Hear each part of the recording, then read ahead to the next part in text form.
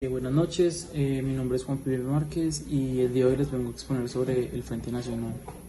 El Frente Nacional en Colombia fue un acuerdo político que se creó en 1957 entre los partidos liberales y conservadores. Surgió tras una década de violencia bipartidista. El Frente Nacional buscaba restaurar la estabilidad política. Sin embargo, su prolongada duración y su extenso, porque inicialmente se había programado para que durara 12 años, pero duró hasta 1974, si no estoy mal.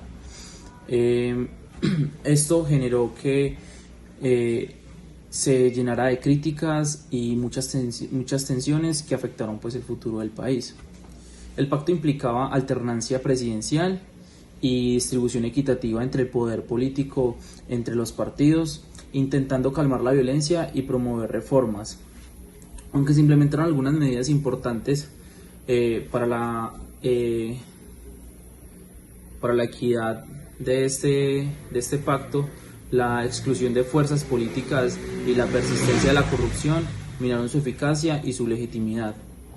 El Frente Nacional, aunque logró mitigar la violencia política, dejó un legado de exclusiones y tensiones que contribuyeron a futuros conflictos.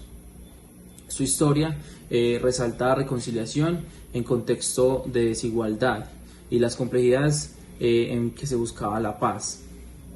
También dejó mucha discordia política. A continuación les presentaré la línea del tiempo. Bueno, como primera parte de la línea del tiempo tenemos el año 1957, que el 1 de diciembre de este año se hizo el plebiscito del Frente Nacional con una abrumadora mayoría del 95% de votos y más de 4 millones de ciudadanos votaron sí a este pacto. En segunda instancia tenemos 1962, que uno de los hechos que resaltó fue la publicación del libro testimonial La violencia en Colombia de Monseñor Germán Guzmán, Eduardo Umaña Luna y Orlando Fols Borda. También se funda la Facultad de Psicología de la Universidad Nacional. Después tenemos la época entre 1966 y 1970, que ahí es donde sucede el gobierno de Alberto Lleras Restrepo, el intento de dar un sesgo nacionalista a la política económica del país e intentos de reforma agraria y políticas del desarrollo económico.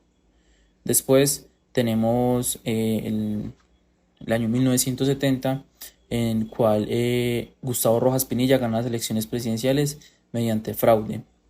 Pero a pesar de que Rojas Pinilla ganara las elecciones, todo el gobierno atribuía la victoria a Misael Pastrana. En 1974, llegan las elecciones con los Delfines. Es el hijo del expresidente liberal Alfonso López Pumarejo, el hijo del expresidente conservador Laureano Gómez y la hija del expresidente militar Gustavo Rojas Pinilla participaron en estas elecciones. Tenemos también en 1980 el surgimiento del grupo militar M-19 como respuesta al fraude electoral y las nuevas frustraciones populares del gobierno.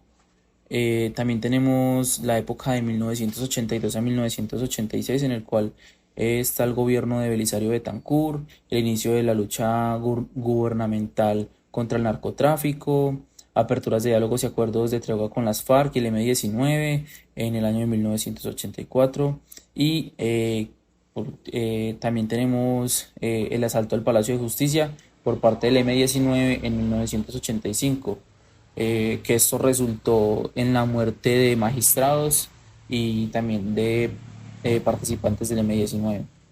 Por último tenemos el año 1986, donde empieza el gobierno del presidente Virgilio Barco y el surgimiento de paramilitares como otro actor del conflicto en Colombia. Muchas gracias.